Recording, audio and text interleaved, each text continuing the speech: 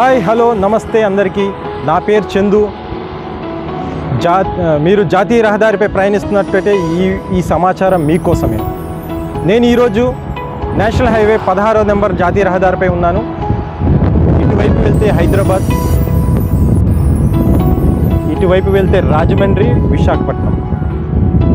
So రహదారి మీద ప్రయాణిస్తున్నట్లయితే మీరు గమనించాల్సిన విషయం, అత్యవసర స్థితిలో ఏ విధంగా స్పందించాలి. అత్యవసరం అనగా రోడ్ యాక్సిడెంట్ అవ్వచ్చు, లేదా మీరు ఒక ట్రాఫిక్లో చిక్కుకుపోవచ్చు, లేదా మీ యొక్క వెహికల్ బ్రేక్ డౌన్ అవ్వచ్చు.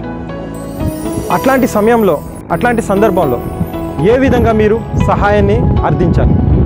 సో ఈ సమాచారం మీకోసమే. అయితే రండి తెలుసుకుందాం మనం ఏ విధంగా అనేది.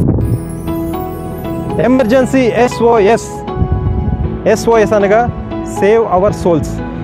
ఈ type of yellow colour modules అనేవి ప్రతి జాతీయ రహదారిపై అందుబాటులో ఉంటుంది.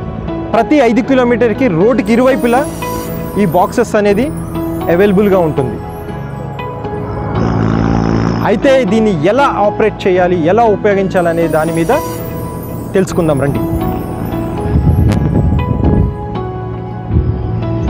సో జాతీయ రహదారిపై వివిధ రాష్ట్రాలని కలుపుతూ వివిధ రవాణా జరుగుతూ ఉంటుంది.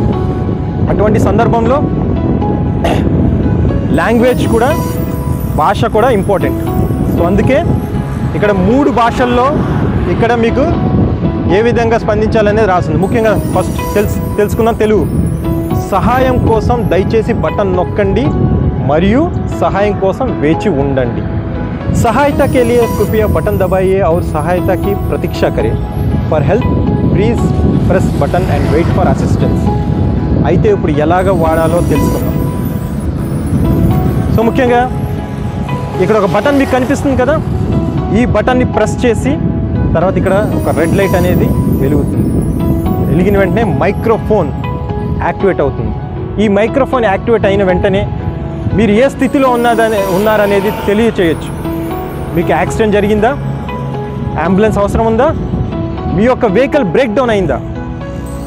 సో టోయింగ్ వ్యాన్ కోసం మీరు ఈ సమాచారం, మీరు ఏ స్థితిలో ఉన్నారో అది తెలియచేయండి. ఇది దగ్గరలో ఉన్న కంట్రోల్ రూమ్కి కానీ లేదా టోల్ గేట్ కంట్రోల్ రూమ్కి కానీ ఇది సమాచారం రీడైరెక్ట్ చేయబడుతుంది.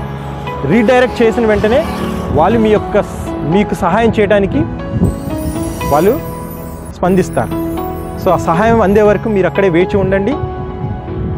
సో ఇలాంటి సమాచారం కోసం మా యొక్క వీడియోని సబ్స్క్రైబ్ చేయండి. రమేష్ చందు లాగ్స్.